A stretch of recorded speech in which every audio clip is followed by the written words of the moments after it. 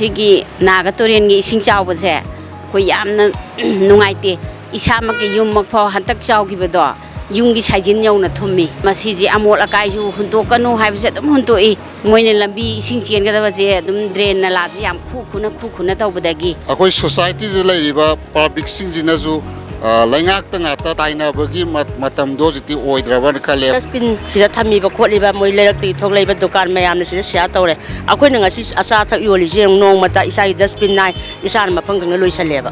sumai tawdana punamak loi tawba yaiba ado tawbideba akoi gi mieng tabiriba khoi punamakpu 79 amadi bisorjir oinamna taram okchari ngasi asi miam gi damakta khoi mamangda khoina clean Imphal episode 1 puthokhraba matung ani suba episode Chingmerong tu khoigi khrai thong phawbi paring sida lairiba lambi thongi fibam amadi maru oina sidai sida cheliba Naga river gi fibam asi kari fibam da lairige habadu miam puna khangmina nabigi tanja amatang koi lawmina si hauji hanga leijira mafam asi khoigi laifam khunaugi haijan kibigi hek machin nu maktadani aduga mangda cheliba turen asina khoigi Naga river ni Naga river je sije chen graba matungda nambulda itinpham oihi gedoba dugumnaba turel amani aduga hairiba turen asi khoigi mamang matamda hangana yengluba matamda thaukiba chahi ama ani sida thokiba ising ichau singda mak adum paraga turen je phunjallaga fataba mayam tawkhalaga aduga laikai gi saigi laifam khunawadi amadi khoigi lairiba laingbam laikai gi praja singje awaba se adum mayoknaraga lakhre adubu makhatana hawjiksu hairiba turenji fibamje phagalakpagi mamidi udri haina thamjage maramdi ising je motion magi mataida plastic bottles bags and so many others aphataba mayam ama hawjiksu adum taraga laibase adum uri haiba tare matang asida laikai gi praja miyam amadi mafam sida laiba mi singi kari mot phongdok pirakpa lai aduga turen si kannabi damakta praja ama oina mokhoina kari pamige haiba aduga laingakna kari paikhalage haiba du miyam punna khangminabagi tanja matang lawminase ai ming wakamam naubi kai karwai jaga degi lapum gunu makala kai de neba saigi hujik lairiba turen gi fibam amadi amora kai gi fibam ja asi je laingak se dum sengdokpa turen sibu lunan thamnaba sengdokpa duga amora kai sengdokpagi lakpagi mami je taba phangbra kamai taw khoigi naga river naga turen si sing chaur kanda khoi kabok kang le kanda marakta aduda sing thumakana sengdokpana tana marakta mamangda mangjawna sengdokpadi leite hojibuda duga naga khongbanda tariba duga market leiriba khoigi dingkurota leiriba khoigi epes godown gi mamangda sida power ga time tot power ga leiriba jingina block tawbadigi BOC aduga khoyathongda taraga namunten ta da naga riba jida lam khopsalakpana maramekanda isingje sonda mukhalaga akhoi lawmi singda law singda yadabadi akhoi mamangi sahi ahungi mamandi khoi kabui isinau sing aduga nagari nagram gi isinau sing yarkanda kuntha alupti horga laipung kuno laimam lekai apunmagi oina khoi naga kanba lup anama form tawraga khoi sarkar da pressure piba khopa adugumbagi poti leire aduna DC da kaida mari leina botrojinga mieng changnaba khoina pressure piraga adumaina tawbudi training 1 chanba khopa adumaina di leire aduga nagagi leiriba hojiki phibam jidadi ahong bhana leiramba adumaina hojik pukta laingakna mieng changdriena lawjai aigi motta akhoi society je leiriba public singjinazu laingak tanga ta taina bagi matam dojiti oidraban khale akhoi miyoibana hojik lairije akhoi hojik hawa nuksi singje aduki mate akhoi sengdre haitare nagari baje akhoina angaranga da khoi iruludana phi sudana sing sinaramba sing sanaramba jiti sabagi kano dojit laitre mangjangre aduga ngana plastic thadabana marom kan ngana plastic sare aduga plastic tu sari banga adu taibang miyoiba khoina sar kanda angang polakanda akhoi generation tungi miroga da khoina polponda plastic yaw angang poe habaje ngasi khunai da society le miyam khangbira kanda akhoi turenda aduga khongbanda akhoi patta akhoi pukhida akhoi plastic bottle amadi serang sing thada basi yargi thada bidana ba isa na dustbin lairaga di dustbin thada biro laitragana isagi yumda ahang plastic bottle ni pubiro haibo wapam je aigi site ki thamjak hujibaki oida leiba condition ji adum amot pache adum ki marang kaina adum leiri haitare adu masi si kanana si je kamaina ka si gi daita se kanana oi adu ta ꯑꯗꯨꯗꯤ ꯈꯪꯗꯦ ꯗꯥꯏꯗꯁꯤ ꯀꯅꯥꯅ ꯂꯧꯔꯤꯕ꯭ꯔꯥꯗꯤ ꯈꯪꯗ꯭ꯔꯦ ꯑꯩꯁꯨ ꯑꯗꯨ ꯃꯔꯝꯗꯗꯤ ꯀꯩꯅꯣꯁꯦ ꯄ꯭ꯔꯖꯥ ꯂꯩꯀꯥꯏꯒꯤ ꯁꯥꯏꯠꯇꯒꯤ ꯑꯗꯨꯝ ꯁꯦꯡꯗꯣꯛꯑꯦ ꯍꯥꯏꯔꯦ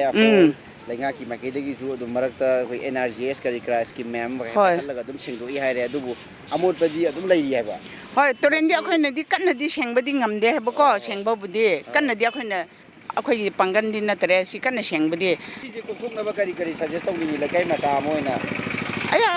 ꯑꯗꯨꯗꯤ ꯒꯣꯚꯔꯟꯃꯦꯟꯠꯅ ꯌꯦꯡꯁꯤꯟꯕꯤꯕ ꯅꯠꯇ꯭ꯔꯗꯤ ꯎꯄꯥꯏ ꯂꯩꯇꯦ ꯁꯤꯗꯤ ꯌꯦꯡꯉꯣ ꯑꯥꯗꯒꯤ ꯑꯩꯈꯣꯏꯅ ꯁꯦꯡꯈ꯭ꯔꯁꯨ ꯑꯥꯗꯒꯤ ꯑꯗꯨꯝ ꯂꯥꯛꯑꯦꯀꯣ ꯑꯩꯅꯗꯤ ꯑꯗꯨꯝ ꯈꯜꯂꯦ ꯑꯁꯤꯁꯤꯗ ꯋꯥꯌꯔꯗꯣ ꯀꯔꯤ ꯅꯦꯠꯇꯣ ꯑꯗꯨꯝ ꯊꯝꯍꯟꯅꯤꯡꯉꯦ ꯑꯗꯨ ꯑꯣꯏꯔꯗꯤ ꯑꯃꯒꯤ ꯂꯥꯛꯇ꯭ꯔꯦꯗꯅ ꯍꯣꯏ ꯇꯥꯎꯊꯔꯕꯁꯦ ꯍꯣꯏ ꯃꯥꯒꯤ ꯖꯒꯥꯗ ꯕ꯭ꯂꯣꯛꯇ ꯑꯗꯨꯝ ꯁꯦꯡꯗꯣꯛꯔꯗꯤ ꯑꯗꯨꯅ ꯍꯦꯟꯅ ꯂꯥꯏꯒꯅꯤ ꯍꯦꯟꯅ ꯈꯜꯂꯦ ꯑꯩꯈꯣꯏꯅ ꯑꯁꯤꯗ ꯁꯦꯡꯈ꯭ꯔꯁꯨ ꯃꯤꯒꯤ ꯑꯃꯨꯛꯀ ꯇꯥꯎꯊꯩꯑꯦ ꯑꯩꯈꯣꯏꯅ ꯁꯦꯡꯗ꯭ꯔꯁꯨ ꯑꯃꯒꯤꯗ ꯑꯗꯨꯝ ꯇꯥꯎꯊꯩꯑꯦ ꯑꯗꯨ ꯑꯣꯏꯔꯗꯤ ꯂꯣꯏꯅ ꯃꯤꯛꯁ ꯇꯧꯈ꯭ꯔꯦꯗꯅꯀꯣ ꯗꯁꯕꯤꯟ ꯃꯦꯟꯇꯦꯟ ꯇꯧꯑꯣ ꯍꯥꯏꯅ ꯍꯥꯏꯌꯦ ꯑꯩꯈꯣꯏꯅ ꯃꯣꯏꯒꯤ ꯑꯃꯣꯠꯄꯁꯤꯡ ꯑꯁꯦ ꯃꯣꯏꯅ ꯕꯣꯔꯥꯗ ꯍꯥꯞꯂꯒ ꯄꯨꯕ꯭ꯔꯥ ꯗꯁꯕꯤꯟꯗ ꯍꯥꯞꯄ꯭ꯔꯥ ꯑꯗꯨ ꯇꯧꯕꯤꯔꯣ ꯍꯥꯏꯅꯁꯨ ꯌꯥꯝ ꯍꯥꯏꯔꯕꯅꯦ ꯑꯗꯨ ꯇꯧꯔꯗꯤ ꯍꯦꯟꯅ ꯁꯦꯡꯒꯅꯤꯗꯅ ꯃꯣꯏꯅ ꯑꯁꯤꯗ ꯍꯨꯟꯗꯣꯛꯇ꯭ꯔꯗꯤ ꯌꯦꯡꯉꯣ ꯑꯁꯤ ꯂꯣꯏꯅ ꯍꯨꯟꯗꯣꯛꯑꯦ ꯑꯗꯣ ꯃꯣꯏꯅ ꯄ꯭ꯂꯥꯁꯇꯤꯛ ꯊꯥꯕ ꯀꯥꯟꯗꯁꯨ ꯑꯩꯈꯣꯏꯁꯨ ꯅꯝꯅꯤꯡꯗꯦꯀꯣ ꯑꯗꯣ ꯃꯈꯣꯏꯅ ꯑꯃꯣꯠꯄꯗꯣ मागी बैगता हापरगा बोरादा पुरगा पैक तो अदुगा मखैना डस्टबिन कौरगा मोय लाइनसे गाड़ी दो मेंटेन तौरगा पैसा पिर हापो हाइबा नत्रा दुरदी सेंग्रैद्रा अखैन लेकाइन सेंगे मोयना चा थकनी अदुगा डिस्पो गुम्बा बोतल गुम्बा लोइन हुंदोकनी प्लास्टिक यंगा मोयदी सेंगबिद्रे मोय लेकाइन नतबनिना दुम मोड हलगा चखरनी अदुगी नखैना सुखरा नोय साइटगिसु गवर्नमेंट ना सुखरा फजन यंगसनबिनिङाइको अना हाइजनिंगबदी अखोगी सिगिस ISPT हाइरा खंगनैको खुमलामपाक ममांग हाइदि गाड़ी बस स्टैंड मयामगी ओइबसे ओइदिबनेबको मिटिंग मियेंगबम मी पोथाबम ओइदिब जगह अमखकनेब सिसे ओइबसिदा डस्टबिन सिदा थमीब खोलिबा मोइ लेरक्ति थोगलैब दुकान मयामने सिदा शेयर तौरे अखोइना ngasi acha thak योलिजे नोंगमता इसाई डस्टबिन नाइ इसान मफंग खंगना लोइसलेबा सुमाइन तौदना पुनमक लोइ तौब याइबा अदो तौबिदेबा अखोगी से अमोट अकाइ मरकसे थमजनबिरे नाला फुल्ले अरे सिगी परेंगजे सिगी परेंग सिदा इसिंग थुमे हेक चाबगा सि थुमे सि यौरे यंगो कयम नुंगाइते दि चाबा योनबा फंबा अमत याद्रे दु यारगदि सि मरि लैनबा डिपार्टमेंट सिंगजिना यंगजिनबिरगा फजना नाना अमतंग थमनिंगबदो अखोगी कइनोदगी पामेबको अदो यारगदि सि अतुबा मतमदा पाइखतपिरो हाइबसे आई हाइजगेबा हनकी ओइना करम कांदा सेंदोकबा लाखि खंबि होब्रा कमाइ तौ सि ममांगी अखोगी सिगी MLA हाइतारे वांखै केंद्रगी को अरुणना सी फजना सेंदोकपी अखोई इसा यावना को माने याम नाललम सी से अदुम कइनोगी कुकी लानसिगी को खोगी मैतै कुकी लानसिगी ममांगला मतुंगला अदुदि कावरे को अनि सिमन सही अनि खरे हेलाबा माले अदुमाइना याम नाना लैजरमबनेबा हंदकी लान मनों लोइ मोसलमबनेबा अरे इसिंग जे फत्तबा मयाम जे लंबी जे लोइ चेंजलेबा अदुने यारगदि सी मतम ngaibida ko atuba matamda सेमनिंगबदो अखोगी कइनोदा साइटगी थमजगेबा थोकपा अदगी साइगी लैरिबा लाइफम खुनौ लैरेमम लाइकाइगी प्रजासिंजे अदुम अवाबजे मायोगने अदगी अदुइ मथाइदा इसिंगे चाखोलाकांदा फत्तबा मयामजे pull-up ताखोलाकांदा लाइना तिना पोकनिंगाइगी मसा अमसु अदुम ओइरगा ममांगदगी प्रॉब्लमजे थेंगनरगा लाखरेबा हौजिसु अमोटबसे मयाम पैसली अदुइ मथाइदा इसिंगे चेनबगी ममीजु उदबा हाइतारे असी कंडीशनसिदा नोंगजे तारागदि सोइदना चावगदरा खल्लेबा अद सिदेसिदा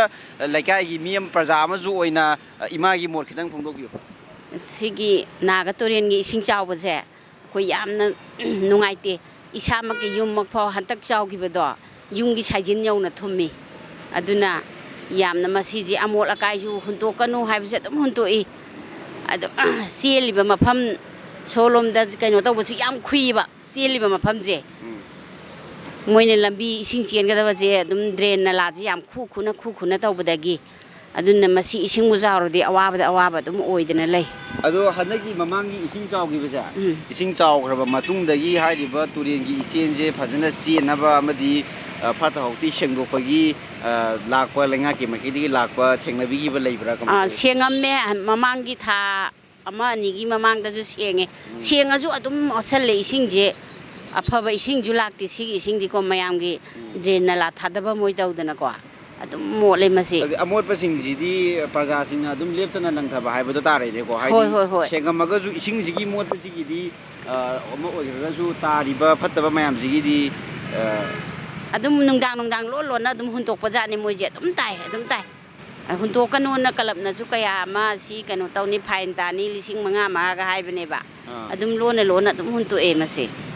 ꯍꯥꯏꯁꯤꯅꯗꯤ ꯍꯧꯖꯤꯛꯐꯥꯎꯒꯤ ꯑꯣꯏꯅꯗꯤ ꯂꯩꯔꯤꯕ ꯄꯣꯠꯁꯦ ꯂꯩꯉꯥꯛꯀꯤ ꯃꯥꯏꯀꯩꯗꯒꯤꯗꯤ ꯁꯦꯡꯐꯝ ꯊꯣꯛꯄ ꯁꯦꯡꯉꯤ ꯀꯣꯛꯊꯣꯛꯐꯝ ꯊꯣꯛꯄ ꯀꯣꯛꯊꯣꯛꯏ ꯇꯧꯕꯇꯕꯨ ꯂꯩꯀꯥꯏꯒꯤ ꯄ꯭ꯔꯖꯥꯁꯤꯡꯁꯤꯅ ꯒ꯭ꯌꯥꯟ ꯇꯥꯗꯕꯗꯒꯤꯅꯦ ꯍꯥꯏꯕꯁꯤꯗ ꯍꯣꯏ ꯃꯥꯅꯦ ꯄ꯭ꯔꯖꯥ ꯃꯌꯥꯝꯁꯤ ꯌꯥꯝ ꯇꯥꯗꯦ ꯑꯗꯨ ꯑꯣꯏꯇꯥꯔꯗꯤ ꯂꯩꯀꯥꯏ ꯈꯨꯟ ꯑꯃ ꯆꯥꯎꯈꯠꯄꯁꯤꯗ ꯇꯨꯔꯦꯟꯁꯦ ꯀꯟꯕꯁꯤꯗ ꯑꯗꯒꯤ ꯃꯌꯥꯝꯁꯤꯗ ꯀꯔꯤꯗꯤ ꯊꯝꯕꯤꯅꯤꯡꯉꯤ ꯏꯃꯥꯒꯤ ꯃꯥꯏꯀꯩꯗꯒꯤ ꯃꯌꯥꯝꯁꯦ ꯄꯨꯛꯆꯦꯜ ꯆꯞ ꯃꯥꯟꯅꯔꯒꯁꯦ ꯂꯨꯅ ꯅꯥꯟꯅ ꯊꯝꯕꯁꯦ ꯄꯥꯝꯃꯦꯕ ꯑꯗꯨꯕꯨ ꯌꯥꯜ ꯑꯝꯇ ꯇꯥꯗꯦ ꯑꯗꯩ ꯁꯤ ꯅꯥꯀꯜꯒꯤ ꯁꯤ ꯄꯔꯦꯡ ꯁꯥꯅ ꯇꯨꯀꯥꯟ ꯂꯩꯔꯝꯕꯗꯨ ꯂꯣꯏꯅ ꯀꯣꯛꯊꯣꯛꯈ꯭ꯔꯕꯅꯦ ꯁꯤ ꯁꯦꯡꯇꯣꯛ ꯈꯣꯠꯇꯣꯛ ꯇꯧꯈ꯭ꯔꯕꯅꯦ ꯑꯗꯨꯕꯨ ꯑꯗꯨꯝ ꯑꯃꯣꯠ ꯑꯀꯥꯏꯁꯤꯗꯤ ꯑꯗꯨꯝ ꯂꯣꯟꯅ ꯂꯪꯊꯣꯛꯏꯅꯤ ꯈꯪꯗꯦ ꯑꯃꯅꯤ ꯈꯪꯗꯦ ꯀꯩꯅꯣ ꯇꯧꯗꯦ ꯃꯁꯤꯅꯤ ꯃꯔꯨꯑꯣꯏꯅ ꯑꯩꯈꯣꯏꯒꯤ ꯂꯝꯗꯝꯁꯤꯒꯤ ꯌꯥꯝꯅ ꯃꯔꯨꯑꯣꯏꯕ ꯑꯩꯈꯣꯏꯒꯤ ꯇꯨꯔꯦꯟ ꯃꯔꯤꯟ ꯑꯃꯁꯨ ꯑꯣꯏꯔꯤꯕ ꯅꯥꯒꯥ ꯔꯤꯚꯔ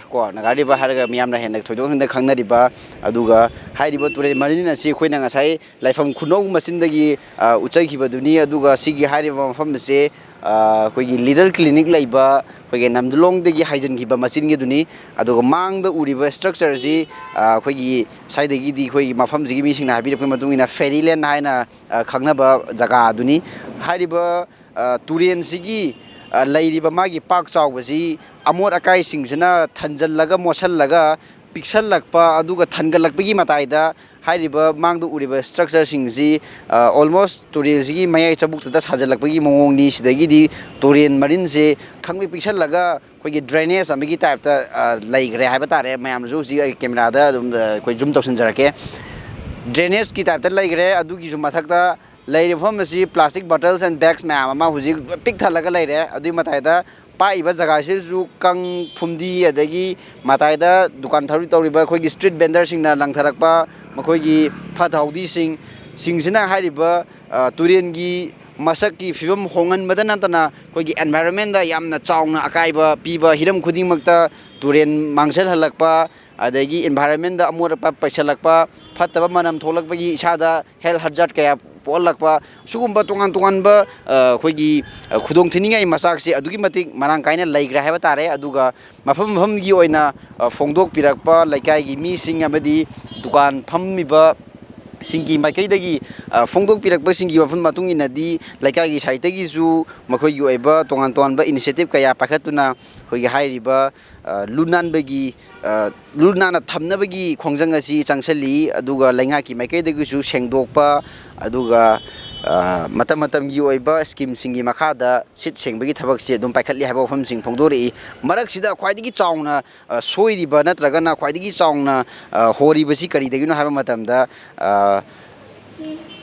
नुंगांग थेंगबा मतमदा मी उदबा मतमदा लंगसललंबा अदुगा अमोटपा अमा लैरेना खुंदोमगी महूर्ता अउबा अमना अमु हेना अमोटपा अमा मुक थमजललंबा लंगजललंबगी चटनबी अदुगा अखोइगी मी उद्रगदी अमोटपासे लंगसललंबगी हाइबगी केनोमा यावनरकपा मीसिंगसिदा सुगुंबा मयामसिंगसि खतंग ओंथोकमिनराकांदा सिजनबा पोतगी थोलकपा अमोट अकाइसिंग मफम चाना थंबिरंबा अदुगा मफम चाना लंगसेकपिरंबा हाइबसि यामना मथौ ताइ मफम सिदसु अखोइगी डस्टबिन सिंग लेरगसु डस्टबिन द फत्तबा हापचंद्रे डस्टबिन की मताइदो लोइन चाइथोक लेरे असुमजे मफम जि तोन तोन मफम सिंगदसु अदुमगी मतिक अदुम थेंगनरी हाइजबा तारे अदुना माइक सरकार की माइकेदगी पाइखलिबा खोंथांग सिंगजी मताइदा प्रजा सिंगना ज्ञान ताबा पाइखलिबा खोंथांग सिंगबु अखोइगी थवाइ हक्चांग यावना सोजोक पिनमिनबा अदुगा आइगी लेकाइ खुंगंग सिंगसिबु लुनाना थम्बा अमदि चाखुप हाइबसि आइगी थौदांग यामना चाउना लै हाइबसि इसा इसाना खन्थमिनराकांदा अखोइगी फतौदी लंगथोकपा मफम चाना लंगथोकमिनबे हाइबगी वखलोन सिंगसि मयामना फोंदोकपिरकपसु लै अदुना मखा ताना हाइरिबा तुरेल असि अखोइगी इचाउ लाक्ट्रिङै ममांगदा कमदौना कनगनी अदुगा इचाउ थोकांदा प्रजा सिंग वादनबा करी थौरांग पाखकनी हाइबदु मै लेनेबसिंगना मियन चंगहनिंगबगी अपामसु फोंदोकपिरकपा लै लैकाइगी मियामना अदुना मखा ताना करी तौरई करी पाखली हाइबदु मियाम पुना गामिदेबा तारी मसिगी मतुंग तारकपदी क्लीन इम्फाल एपिसोड 3 की दमक मियाम अमुक मियंग ताबियु हौजिबगी ओइना एपिसोड 2 असिदा लैरिबा सिंगसिगी ओइबा मियामगी ओइबा कमेंटसु अदुमक थंबिरमु हिरमसिगी मतांगदा वीडियो जर्नलिस्ट 79 लोनेना पाउरमजरिबा विश्वजित ओइनाम इलिट न्यूज लाइफम खुनौ।